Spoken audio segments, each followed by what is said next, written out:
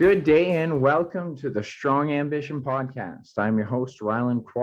I'm here to dive in to find out what makes people ambitious in their life and in whatever they're doing for the profession. And today I have a wonderful guest to actually really learn this, how I learned a lot of it. Gavin McHale. Gavin McHale was a former colleague of mine at Focus Fitness. And then later on, we linked up and he turned into my business mentor. He's been coaching me for over a year now. And it's been revolutionizing for my whole life. He's a part of the inspiration for me to do this very podcast. And so Gavin has a great story because he was a strength coach like me. And he was doing what he could to make ends meet. But that's the thing about being a trainer is you try to take as many jobs as you want until you have maybe a big team that you're working for. You get really lucky with the gig. For the most part, you're going to grind and you're barely going to make ends meet. But he sought out to find out new ways, especially in the online training space, where you could work less and make more money. And that's exactly how he taught me to live my life. And he's helped many others. He's got a wonderful story about how he really had to take some big risks. He really had to believe in himself. And it's also just really great to hear his struggles and his own self-limiting beliefs that he had to get over. So without further ado, here is Gavin McHale. Gavin, great to see you, my man. How the heck are you? How the heck am I? I'm great, man. I'm just happy to be here. Happy to be here with Rye Guy. Thanks, man. Well, I'm super honored for you to be on my show. You are actually part of me facilitating getting this going, helped me really encourage me to get myself going in a lot of ways. So why don't we dive into this though? So for those of my audience who don't know you, I would love you to just tell us about yourself and, kind of a bit of, how you grew up. Yeah, man, that's how much time do we have? So I guess we can start. I grew up very like middle class family. Parents were hard workers, and very much taught me a lot of, no offense to them, but a lot of things that I've had to unlearn.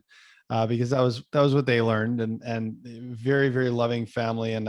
But what I found was growing up, I was kind of always a bit of I don't know if maybe everyone feels this way, but I was a pretty weird kid. Like to be on my own. I was super tall and skinny. So like I stood out big time and, didn't really want to draw attention to myself. But what I found was I was really good at hockey. I was really good at being a goalie, and I was also good at school, but being a smart kid and getting straight A's didn't exactly get the girls when I was going to school. I don't know about you, but so this hockey thing really, like, I'm realizing now, it really allowed me to fit in and to be cool, or to at least, pretend I was cool. So I really went all in on that. And I mean, my story of growing up is not complete without talking about my hockey story, because it kind of affected everything, and was lucky enough to be able to go and play hockey in a whole bunch of different places around Western Canada and the United States, and get a college education from it at the University of Manitoba, go Bisons. And just like, I think it really springboarded a whole lot of things in my life. But the more that I look back on it now, the more I've realized that, that upbringing, I'm sure everybody comes up in the world, you kind of don't know where your place is. And it allowed me to find my place. But it, at the same time, it kind of led me to some places where I've realized that wasn't authentic to me. And so where we met coming out of school, got to work at Focus Fitness with a bunch of incredible people and athletes. And that's kind of where the fitness thing took off for me. I was obviously had taken it in school, but that's where I really found a love for it. Over the years, after that, just trying to build up my own business and realizing that it was a lot harder than I thought. Got some support from some incredible coaches, and realized that great coaches like you and other people that I have a lot of respect for aren't necessarily making great money or living their best life. And I kind of realized this is the better place for me to help and to be of service to the world, is to kind of like allow great coaches and great service providers to live their best lives while, hopefully impacting more people. So don't know if I took that too far, but I think you summarize that quite well. Thank you. Going through your whole story within a few minutes. That's great. And well, let's pick apart some of that. So one thing that you and I also had in common was being a goalie, and I'd like to kind of talk about that a little bit. Now, we were kind of opposite styles, as you were the tall goalie, as a short goalie, but being a goalie, and you had kind of said to be different. Isn't that just something that really represents being a goalie? Right? Isn't that something that you then embrace, because you're on the ice, you're wearing different equipment, you're left to talk to yourself in the goalposts. And how often do people say, yeah, goalies are weird?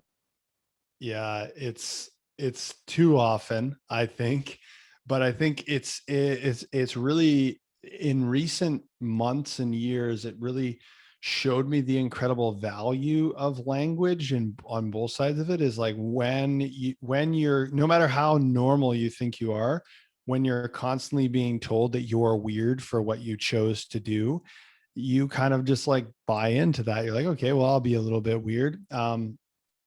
I feel like that, though, also kind of helped me step into myself and my weirdness in some way. Like I was like, okay, well, if you think I'm weird, then I may as well just be myself, because I am weird.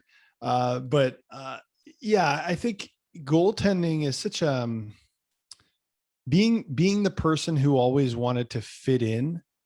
It's interesting that I chose the position that like stood out from everybody else, right? And the one position too that could absolutely make or break a game within 5 seconds or less, right?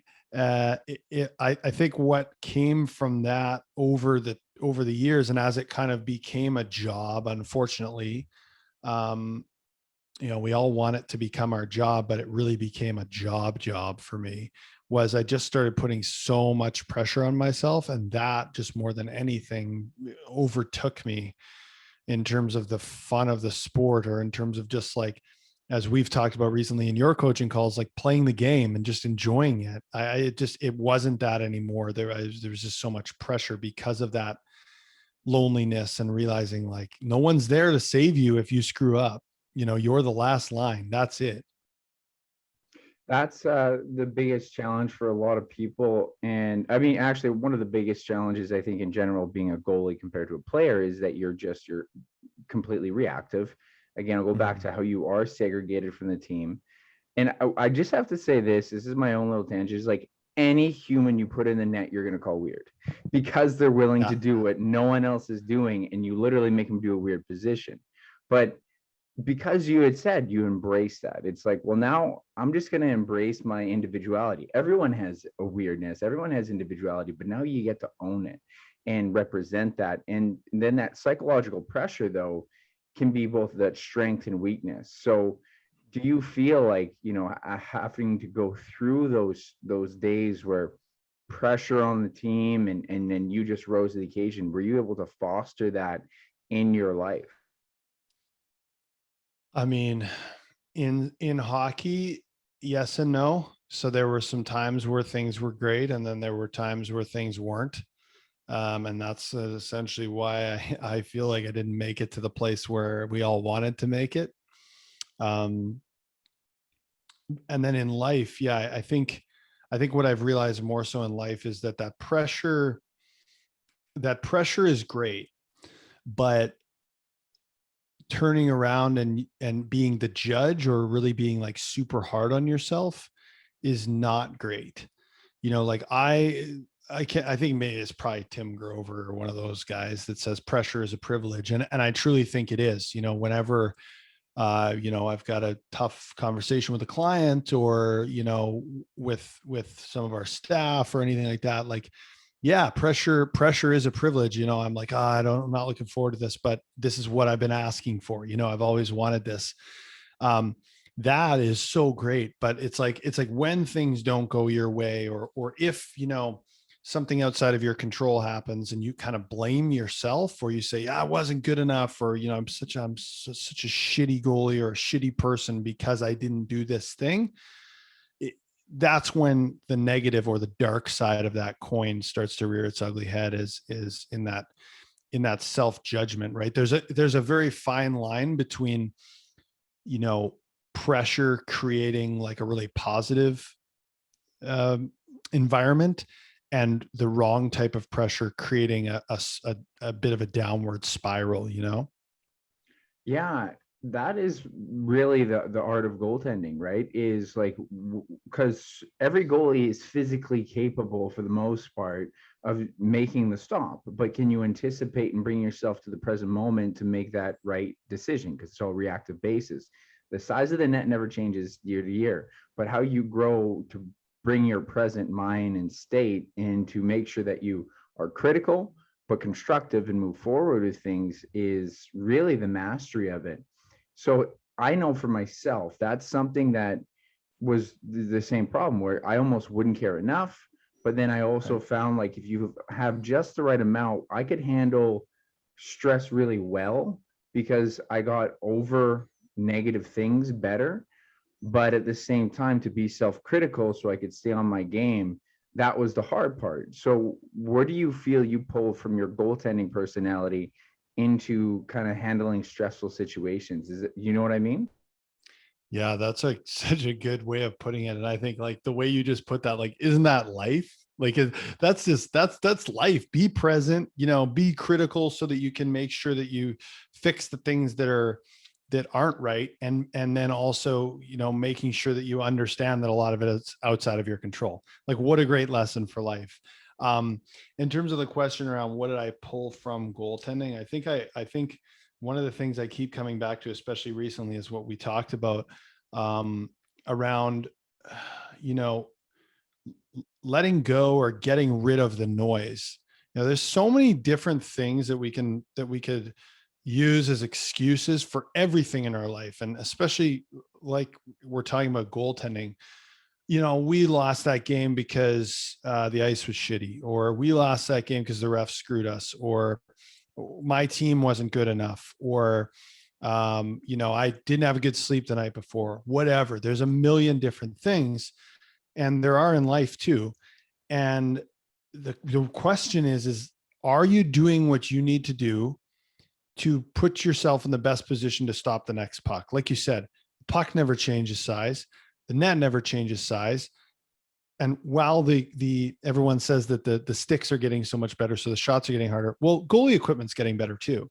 So, it's kind of on a linear progression together that everything's getting better, right? So we have this thing where it's like I have to coach myself, like, what can I control in this situation, which 99.9% of the time is the intention and attitude that I show up with. And in goaltending, what can I control in this situation is I'm here, I'm at point A, and I need to get to point B to put myself in the best possible position to stop the next shot. What do I have to do to get there? That's it. That's all that matters. And the mantra that I've kind of come up with, that I'm really running with, and it's kind of cryptic to me, but it has a lot of meaning based on what I just said, is just stop the puck. Just stop pucks. That's it. That's all I have to do. And whether it's the first shot of practice in October, or it's the finals for the championship in May, where, everything relies on one shot, all I have to do is just show up and stop the next puck. That's it. Yeah, that mindset, I think, really pulls you to the present moment, right? Like you said, like, not focusing on the things you can't control, simplify it to being really essentially the same act despite the circumstances. And I feel like it's helped me get through a lot of challenging times, having that mindset. And I loved how you said it's the showing up with intent, like the attitude and intent is actually really that first step. And I think that's a very powerful statement. So what were some other big moments that you can kind of draw back on? It could be hockey or anything else when you're growing up, to create this kind of a, entrepreneur mindset to want to take on life in a different way? I want to just touch on, I'll get to that question. I want to touch on what you said there, right? About intent. Like, I think such a good point, and something we've been working on a lot is around like high intention, low attachment too. I think one of the biggest things that I had trouble with was my intention was so good and so pure. I so badly wanted to win for my teammates. I just wanted to be a good teammate. Once again, wanted to fit in, but wanted to be a good teammate and a good goalie for the coach and all that. I wanted everyone else to just have success, that I was so attached to the outcome of what happened. And at the end of the day, there was so much that I couldn't control. And this happens all the time with sales, or with say, you're a personal trainer and you want client results, or even you're the client and there's so many other things that come along with getting results. Is you want the best of intentions, but almost zero attachment to the result, knowing that the result will take care of itself. The scoreboard will take care of itself if you focus on the process, if you stay present with the right intentions. So really, really good point there. In terms of you asked about moments, right? Other moments that kind of drove me, to kind of pull it away from the hockey conversation, the one big moment that I really remember, and this kind of pulls it forward quite a bit. I told this on another podcast, and I just think it's such a good story. I was in, this was my first ever investment into a coaching program, and it was a big investment. And it was my first ever live event in this coaching program. So there's like 30 of us in this room in LA. It's December 2016. I have no business being there. I have no idea what I'm doing. I could barely afford the program. I also, because I could barely afford it, I ended up staying in someone's apartment. Like, someone else in the program stayed at their apartment, but I had screwed up my dates. So I was basically homeless for a night. So I come to the last day and I realized, holy shit, I have nowhere to stay. So I asked John Romanello, the guy who's running it, I said, hey, like, I don't have anywhere to stay. Like, do you know, like, what do I do? And I could have just searched for a hotel probably, but it's LA. And, I didn't have the money to be paying for a hotel. So he goes to the front of the room and he's like, hey, guys, Gav has nowhere to stay tonight. Does anyone have a bed or a couch or a floor that he could stay on? And I'm kind of looking around. This is my judgmental hockey player in me, right? That I've since done my best to shake. And out of everyone, there's a couple people that I really don't want them to put their hands up. I'm like, I do not want that guy and that guy and that guy. They're weird. They're different from me. One of them was a guy, you can see where this is going, wearing a Santa hat, just a weird dude bouncing off the walls. Hand shoots up. I got a couch. You could stay. It's 20 minutes away. And I'm like, shit. Well, funny enough, that guy turns out to be, you'll recognize his name, Rhyland, Xander Fryer. So that guy, Xander Fryer, this is a guy who's just quit his job as an engineer, and he's starting his own like life business coaching business. Long story short, we go to his place. I sleep on the couch beside this massive kennel for his roommate's dog. It's quite a situation. I wake up like to go for a pee at 5 a.m. And Xander, my host, who I've met the day before, is sitting in the corner meditating. Or I didn't even know what he was doing. He was just sitting there with his eyes closed. I'm like, what is this guy doing? Anyway, go back to sleep. 7 a.m. rolls around. I wake up, I kind of roll out of bed. This is my old mentality. Like, had a few drinks the night before, head's a little foggy, and Xander's at his computer. He's just firing away, doing a bunch of, I'm like, what are you doing, man? And I look up, he's got this massive picture of planet Earth and all these places he wants to go pinned, and $1 million bill in the corner. I'm like, what are you doing? He's like, well, they told us yesterday in the coaching thing to do this and this and this and this and this. And I'm like, in my head, I'm like, well, wouldn't you like go back and think about that for 2 months before you actually do it? Or, he's like, no, they told me to do it. So I'm going to do it. And then I'm going to figure it out as I go. Okay, cool. The story continues. I go into his room to change because it's a tiny apartment, and I'm looking around and he's got this book on his shelf, and it's clearly like clearly he's taken the jacket off of the hardcover book and put a white cover over it and written on it, "Shit you don't learn in college," which is his business name. And so basically what he's done is he's created a book that's not yet written, that this is going to be my New York Times best-selling book. And I'm like, geez. And in that moment, because I can still remember standing in there, I'm like, I'm not even close. Like I've invested in this program, same as him, but like, I'm not even close to doing the amount of work and like belief work that I need to be doing. Like, and little, no surprise. 6 months later, I'm still toiling away, working. Things were going well for me, but trying to figure it out. Within 6 months, he had a $100,000 month in his business. That's the kind of work that's required.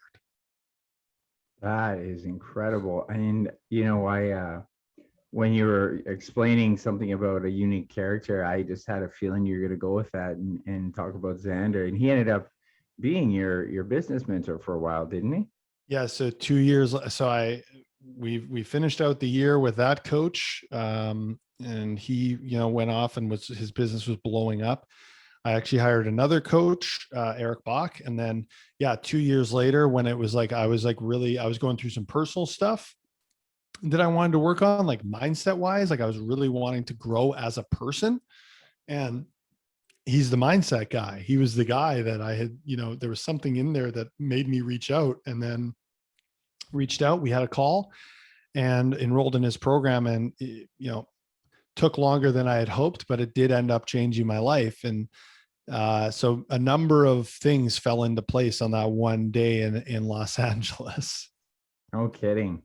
And that's just kind of how it works, right? Is how you're able to pull from those circumstances. And I think that's such an interesting part of your story. So, as you had mentioned, is that you and I worked together at Focus Fitness. That's when we were both up and coming in the training realm. And I stayed in the gym and I kept working there because I got into it a little bit after you, right? Yep. But you were in the strength conditioning world. And so let's kind of talk about how you made this transition from, being in the gym, and then you're like, I want more. I want to know more about the business. Like, what was that evolution like for you? Yeah, it was an interesting one. So I was, the amazing folks at Focus Fitness really got me into like self-study and like learning about like doing the work myself, blogs and all that kind of stuff. And I ended up finding the PTDC. Shout out to Jonathan Goodman, Canadian guy, the Personal Trainer Development Center. And a lot of his stuff was about this new thing called online training, that you can make a little more money and work a little less and still help more people. And so I really dove into that, along with, the stuff, T Nation and all those amazing stuff that we were learning from at the time. And this was around the time that the laptop lifestyle was really taking off. Like, hey, you can work from anywhere, anytime. And I was like, this is cool. Because at the time I was following what society told me to do. Even though I was self-employed, it was like, well, if you're self-employed, you want to be busy. And I had a pretty good amount of clients. This is 2014, 2015. So maybe 2 years after we met. And I was like, I got a lot of clients and things are good. I'm making pretty good money, but like, I'd like to make more money, and I'd like to work with more than just these, say, 15 people. But I've also got a girlfriend who, funny enough, is now my wife. And like, I wouldn't mind having kids at some point. Like, the math wasn't working out. I was like, if I want to make more money, I'm going to have to just work more and then burn myself out. And that's not going to be good. And I've already felt like I was in the gym enough and was tired. And so I was like, okay, well, this online thing seems to be a thing. And I created an Instagram, social media, and a website, I started a, oh God, my first website was just horrendous. And I just thought this is all I need to do to, like come bring it home, baby, bring me your credit cards. And it clearly wasn't. Over the next year, I totally struggled. I was putting so much time and effort into this online thing and getting nothing out. And I was still grinding away. My in-person business kept me going, kept paying the bills. But that's when and that's when I realized that I needed to invest in coaching. I did. And then over the next 3 years or so, I really did build up my business. So I was able to build up what we've recently called a hybrid model, where I worked in person and online, and I made really good money. And I didn't have the same problems that most personal trainers had. I could travel. I bought a new car. I bought a house, and all these trainers that I really respected were asking me like, how are you doing this? No, no trainer has a new car. No trainer can go on vacation for 5 weeks to New Zealand and not be broke after. What are you doing? And I realized, holy shit, this is not what I thought it was. I thought if you're the best, if you're a good coach, if you're a really, really good coach, you just are making a lot of money and are doing really well. Unfortunately, not the case.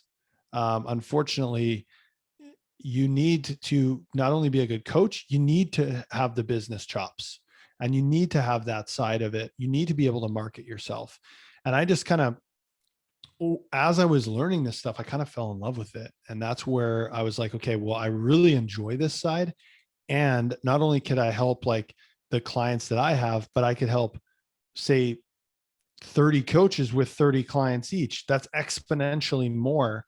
And I can actually shift this model that I see is not working. This model doesn't work. The traditional training model doesn't work. So I could shift that and really make a dent. And I think that's kind of where things shifted for me in terms of what I wanted to do. It's funny how you have those moments where you just kind of try to help someone out. And all of a sudden, I mean, that's how I ended up realizing I want to be a trainer, was you just help someone with something that that you struggled with. And then in that exact same moment, you're like, wait, this is enjoyable for me to show them this way, to show them this path. And then, that really kind of gives you a good calling. I think that's something that so many people don't realize when, both of us are in the entrepreneur space, so we can appreciate what it's like to coach people and to teach people and how rewarding that process is.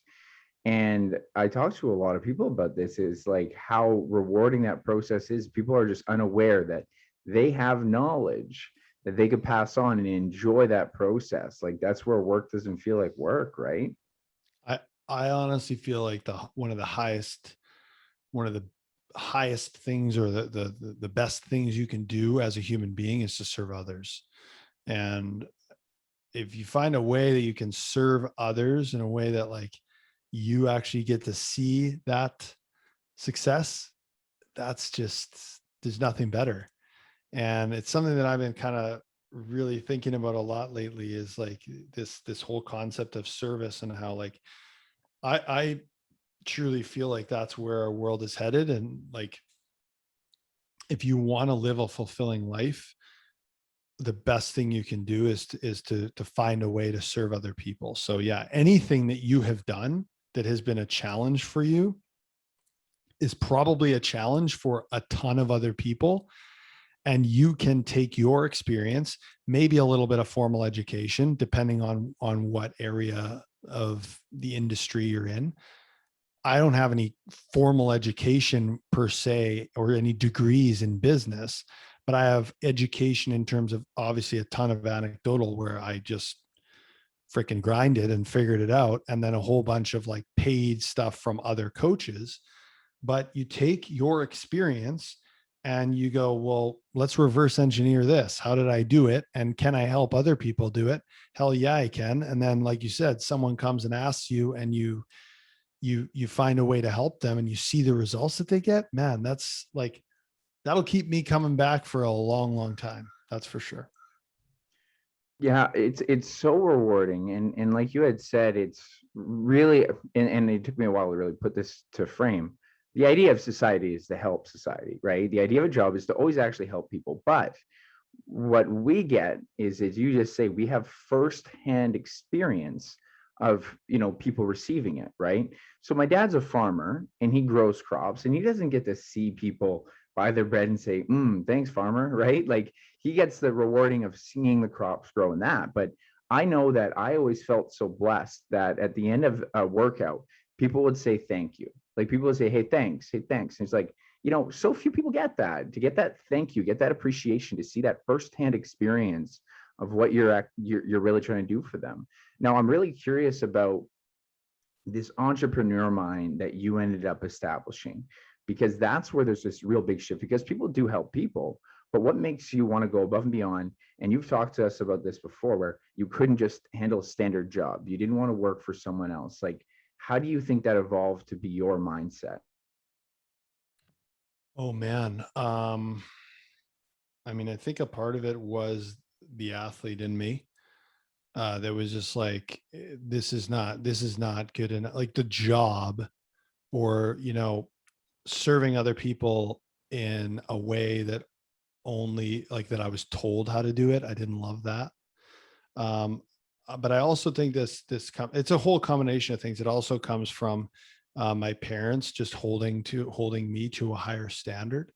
That's for sure. And then it just like when you've been through something, I don't know if this is exactly what you asked, but I'm just going to run with it. When you've been through something and you know how painful it is to not know the next step, and like the straight up just like despair that you feel when you're just like, I don't know what to do. I have no idea what to do. When you've been through that and felt it, and you can like, and you've figured out a way to get out, no matter how painful or frustrating or long it took, you figured out a way to get out. You're like, I don't want anybody else to feel this way, especially people who I know are doing things that are like really beneficial to the world, right? Like, I don't want that coach who's like grinding it out and working so hard to help this person, lose weight or get stronger. I don't want them to have to deal with the same stuff that I dealt with, or at least I don't want them to have to deal with it for as long as I dealt with it. I think that's kind of drove me to that. Now, you asked a little bit more about the entrepreneurial mindset. The entrepreneurial mindset is the opposite of everything we've ever been taught. Would you agree? Absolutely, yeah. It's not being safe, it's creating your own. Yeah.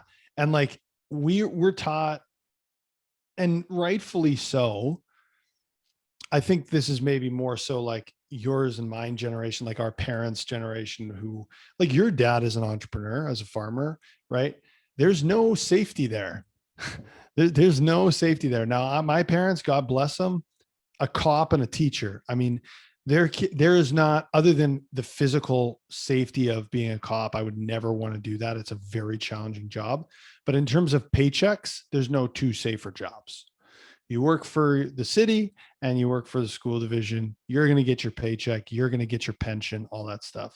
So I was taught, like, I literally have had to unlearn, and my parents taught me a lot of lessons that I still learn today, but a lot of the lessons I learned, I've had to unlearn, because it was like, you know, just blend in, get your paycheck and make sure you get a good pension so you can retire. Money doesn't grow on trees. You have to work really hard, usually doing something you don't like to make money, all these things. It's like, I had to unlearn all those things.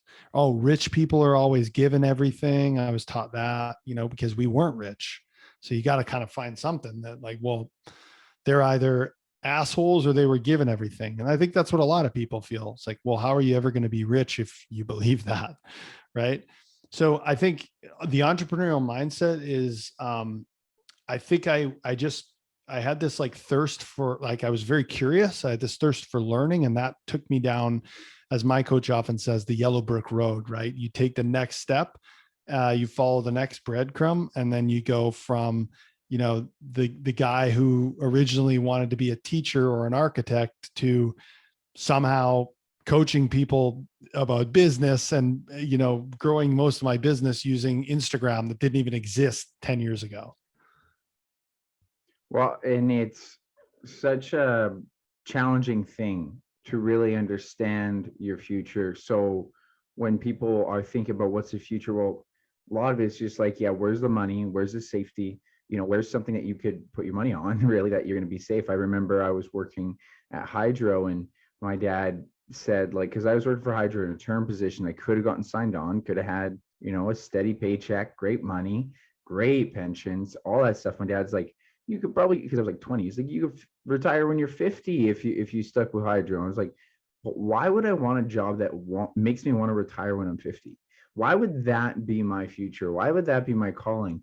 And I said this from the get-go, 50% of your conscious life, at least, is going to be what you do for your career. And if you're not proud and enjoying those moments of the impact that you have in the world, then that's a problem for me, right? That was always like, there's a lot of different things. I tried quite a few other jobs. I tried carpentry, framing, concrete, all this stuff. And if I didn't feel like it was really going to be what I looked at my identity of being, because that's the important thing to me. And similar to yourself, where it's like, I don't want people to struggle to go through what I did, or at least guide them out of it, because that's a very rewarding thing.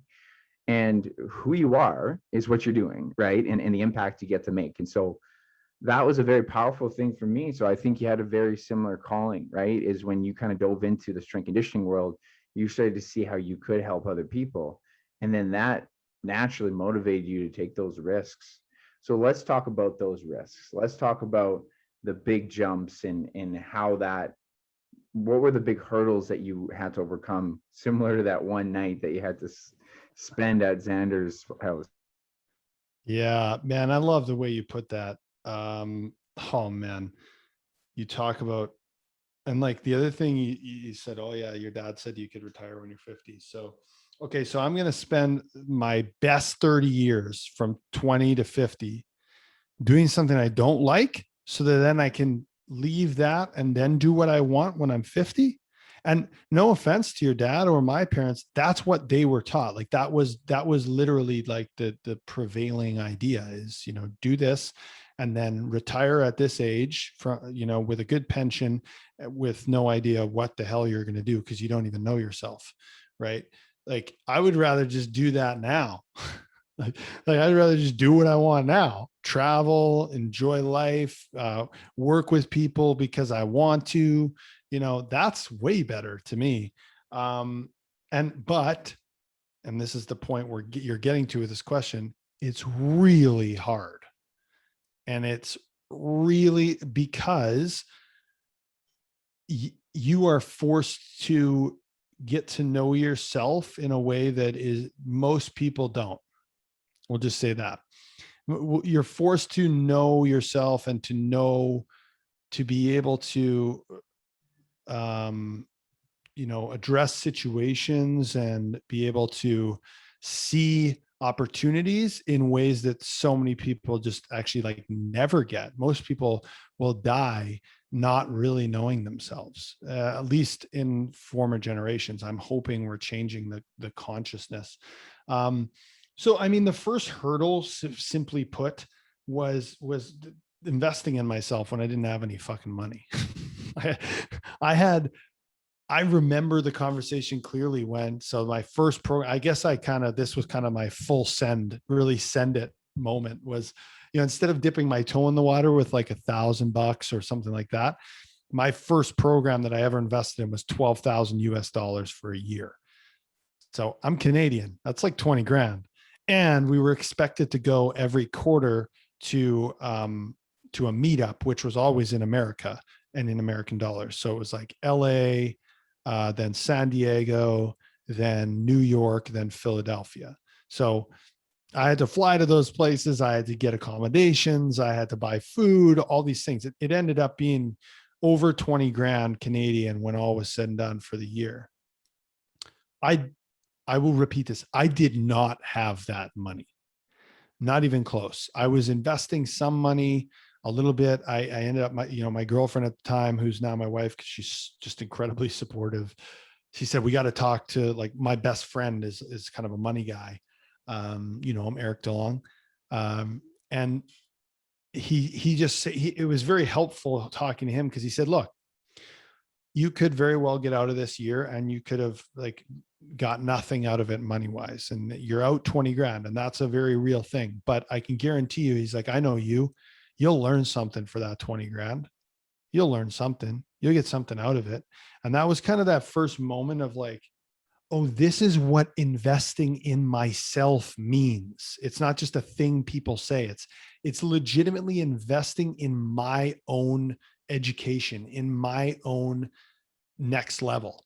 That's what investing in myself means. It means I'm taking a real leap of faith here and putting money, like putting skin in the game to give myself a better chance at success.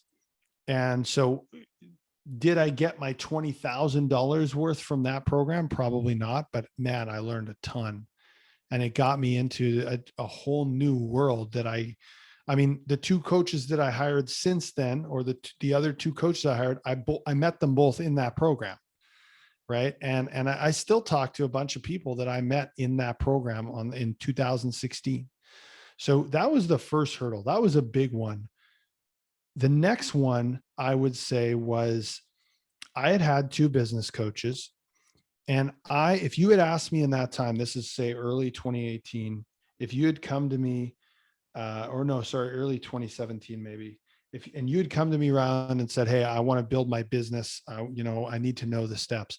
I could have told you the strategies, the ideal clients, social media strategies, email tactics. I could have probably told you the majority of that stuff. I could have probably written a mediocre textbook on it, let's just say, but it wasn't working for me. Like, it was kind of working. I was like teetering. I wanted that 6 figures that so many personal trainers want. And I was like 6, 7K a month. Things were good, but I was like, why is my coach who just taught me this stuff making like $500,000? What's going on here? And then I invested in Xander's program. And the first week was like, you are the only one holding yourself back. And we need to like get rid of your limiting beliefs and kind of like blast your subconscious thoughts and change them. And I'm just like, no, you're a Yahoo. You have no idea what like, I totally ignore. I was like, no way, that's not it.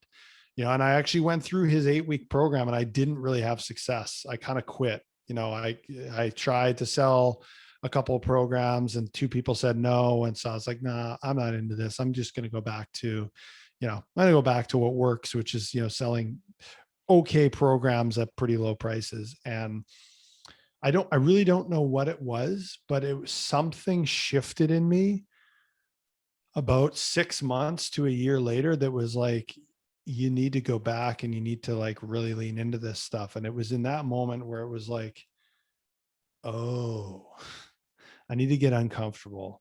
I need to address, like, what people don't know is we can consciously, all we want, think, I want to make $1 million, or I want to, look like this or be this weight. But if our subconscious beliefs, which is 95% of our brain, 95 to 98% of our brain is subconscious. If that is not in line with your conscious beliefs and what you want consciously, you're never going to get it, ever. You're never going to succeed. So the only thing you have to do is make the unconscious conscious, and then address it and do the very uncomfortable, very difficult work to get to a place where your subconscious and your conscious brain align. Like I said earlier, I grew up not really being that fond of rich people because we weren't rich. Then I said, I want to be rich. Well, what the hell do you think is going to happen? I say I want to be rich, but I subconsciously don't even like rich people. How am I going to succeed? And I can shout from the rooftops, I want to be rich. But if I don't change my subconscious brain and like the true underlying beliefs that I have about that, I'm never going to have that successful result that I want. That's really, I love how you bring that to the table, is just the unconscious and conscious relationship. And biggest thing that, we just, that's in your program that a lot of people don't expect is the mindset. And Yeah. that's what I really try to bring into mind, because like the information's there. Google anything, YouTube anything.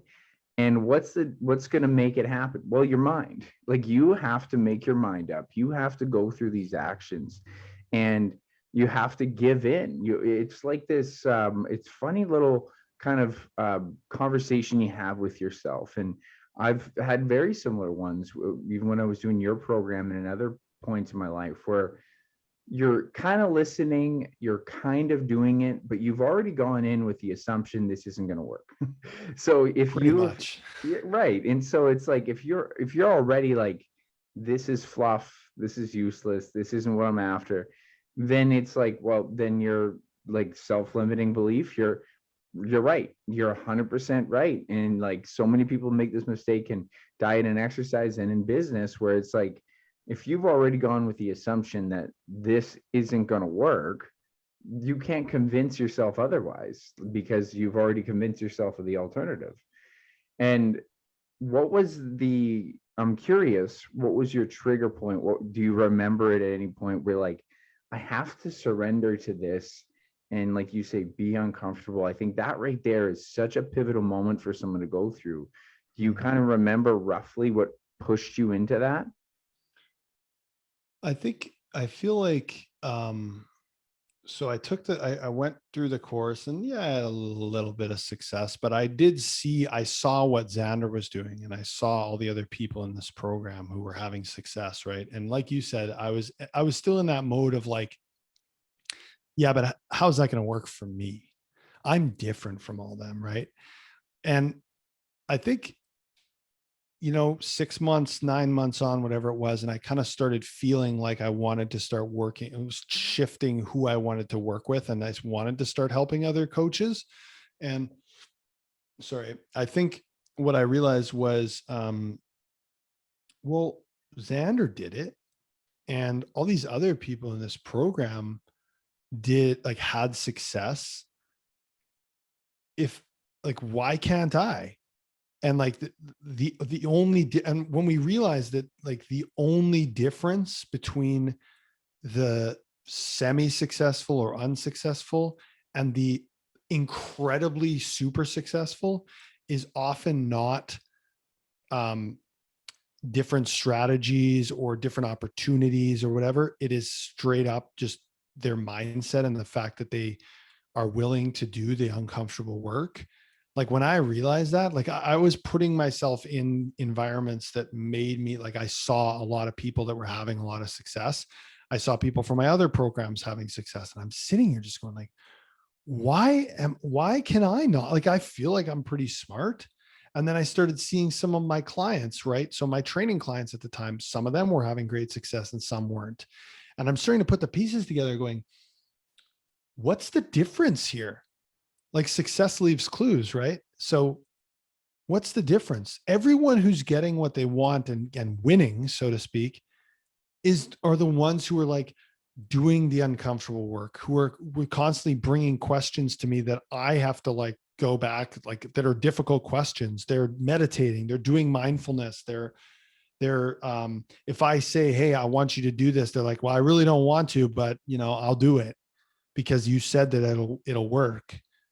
Like it just shifted for me. There, like they say change happens over a long period of time and then all at once. It was this really long buildup, and I needed to continue building evidence that other people could do it. And then the bomb dropped, and it was like, oh shit, I've had this whole time, and yet I haven't been actually implementing it. So it's like it, and then you get to this point where you're like, well, it's easy, it's simple, but it's the hardest thing that I'll ever do. That's a well stated thing right there. I Yeah. really like that. It's easy, it's simple, but it's the hardest. And I really love that. I really appreciate that, because that's really one of the things that people don't really think about enough, is the acting, the mental discomfort. And I always tell people it's mental reps of discomfort. You're willing to do push-ups, and it's not, too foreign to think, hey, you did 10 this week, you'll do 11 next week, 12. Hey, that's a normal progression. People will believe that can happen. What do you think happens with discomfort? What do you think happens with your mind?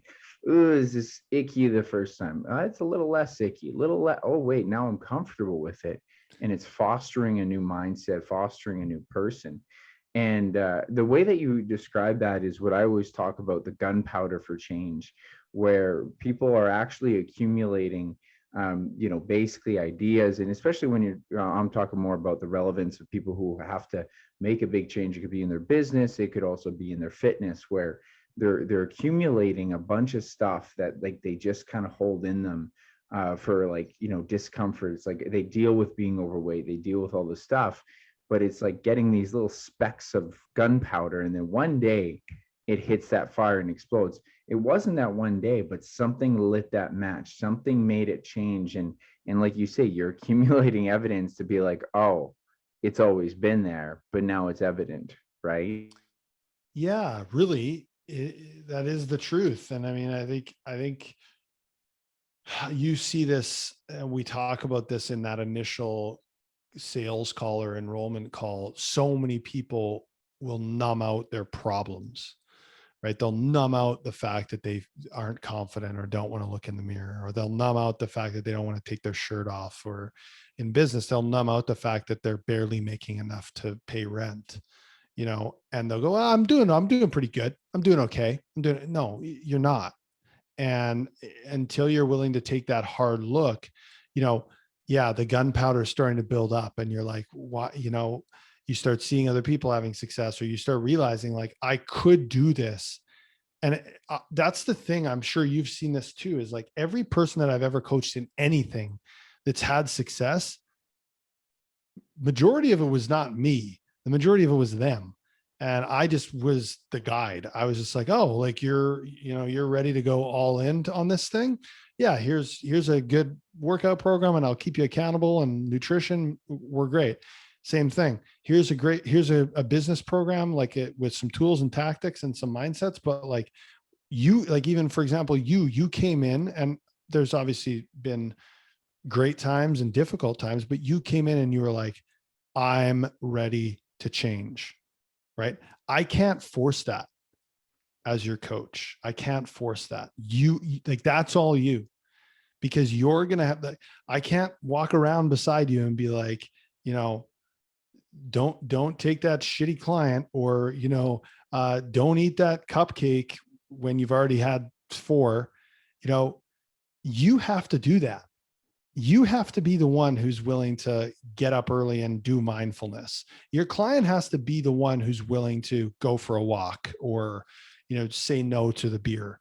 Like, and that's hard. It's really, really hard. And therefore it takes a ton of difficult soul searching.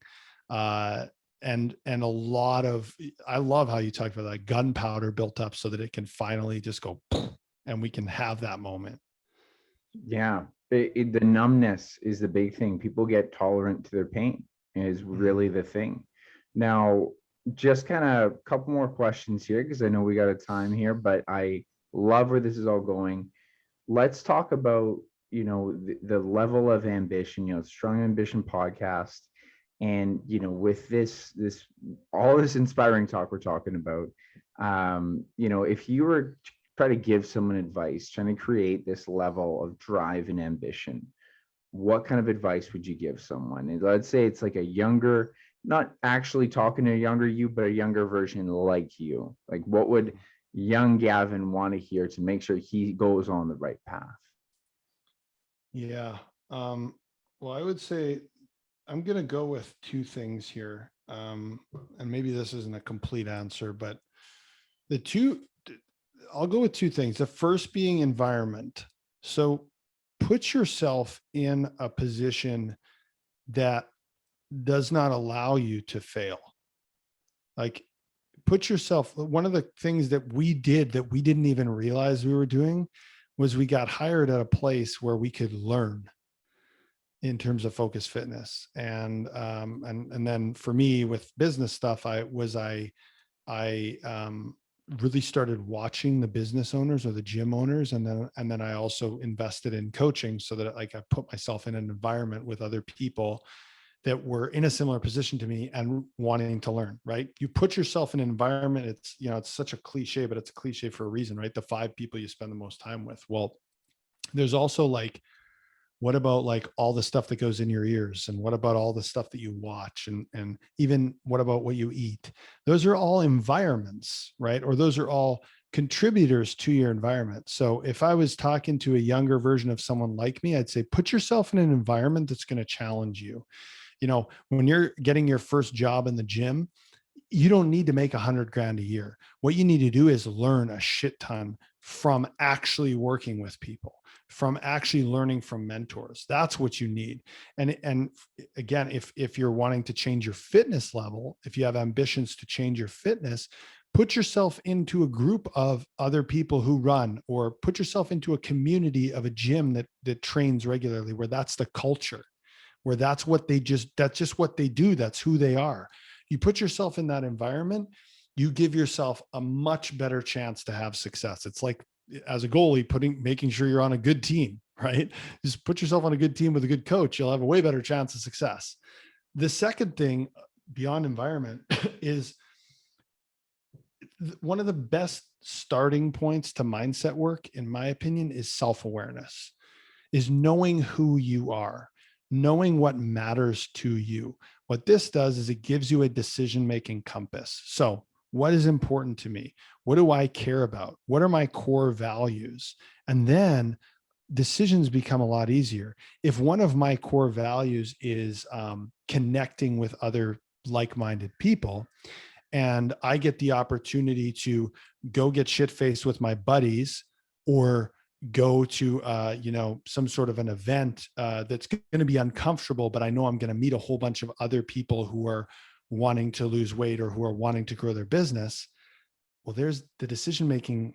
Although this is the drinking with your buddies is like the habit and the easier decision, if you go based on your self-awareness and what you want, it's a very simple decision. You're going to go to the event that puts you in a better position. And every time that you aren't self-aware and aren't making a decision from a place of alignment, and you go off and do the thing like drinking with your buddies or something that doesn't align with what you want, that degrades your confidence in yourself, right? So the first thing you do is get to know yourself. What do you care about? What matters to you? What is in alignment, so that you can make decisions that go towards that. And then it just becomes so much easier to make those decisions, right? It's like, okay, well, I want to grow my business and I haven't found a community yet that's going to help me grow my business. Well, yeah, I mean, it's $1,000 US a month and I don't really want to spend that, but this is the best opportunity that I have right now in front of me to go ahead and do that thing. I'm going to do it. Like, it's that simple. Even though I'd rather just like dick around on Instagram and pretend I know what I'm doing, I'm going to go and learn and figure it out. Does that make sense? It really does. It really does. And I really like how you say, talking about aligning with values. I do have a question on that. I just want to pull a little string there, because I have my own kind of definition of what a value is. How would you define an internal value? Oh man, that's such a good question and a hard question. The first piece of advice I ever got on it, I called someone up and I said, what the hell is a core? How do I find core values? What does this mean? I know it's important. What is it? And really it's like, what is something that deep within you, like, what's the hill you're willing to die on? Right. And on the other side of it, like, what's something that just infuriates you? Like, what's something that just totally pisses you off? So I guess the answer to that is like, what is that thing that you just stand for? Like, I will stand for, and I will argue on that if someone disagrees, because I believe in this thing. Yeah, that's a good interpretation of it. I always just say it's the things that are worth my existence, that are worth my time on this earth. Like you talked about connecting to people, and whenever you try to translate, like, do you have a value for this? Well, the value is your time on this earth. There's nothing more valuable to you in the world. Right. So Yeah. that's how I connect it to, in a very simplistic way. But I think that the way that you say that, the things that you're willing to die for and live by, and yeah, I like that relationship to it. So one more. Sure. What is your most recent ambition? What are you fired up for? What's getting you driving now? Well, again, it's another step into challenge and difficulty. The biggest thing for me right now is sharing my story with the world. So I have this. So if you look at what I want to do, my highest purpose, and I've done a lot of work around this, is connecting humans to their highest potential, to their highest selves, and shifting their perspective. So if it's one of the boys that I go for a beer with, or if it's someone like you who, we formally coach you, I want to connect you to your highest potential and to your highest self. And the tip of the spear on that, or the very front facing thing, is Maverick Coaching Academy. But otherwise, it is in sharing my story with more people who need to hear the lessons that I learned. So what I'm digging into now is a number of projects, one being a co-author book that's going to be out relatively soon, and one being my solo book that's going to be a bit of a longer haul of sharing my stories, but also some incredible lessons that come along with them.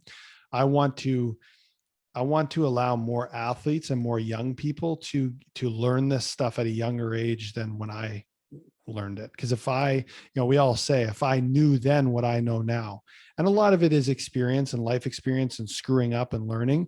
But I mean, why don't we give kids the best opportunity to know what we didn't know? Like, let's just do that. So I'm really diving into to sharing my story, and it's hard. It's got its own challenges, but it's exciting. Yeah, that is. Well, thanks so much, Gavin. I'm excited for that. I'm excited for your stories. Why don't you tell the listeners where they can find you and find more about Maverick Coaching Academy? Number one, Instagram at Gavin McHale 1. Super easy to find me there.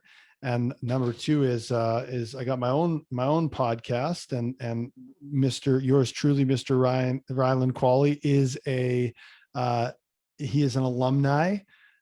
We've recently changed it to, it's called the Coach's Playground. So the Coach's Playground, life should be a playground. So you can find me on that podcast. If you're looking for Rhyland's episode, just hit me up on Instagram. I'll send it over to you.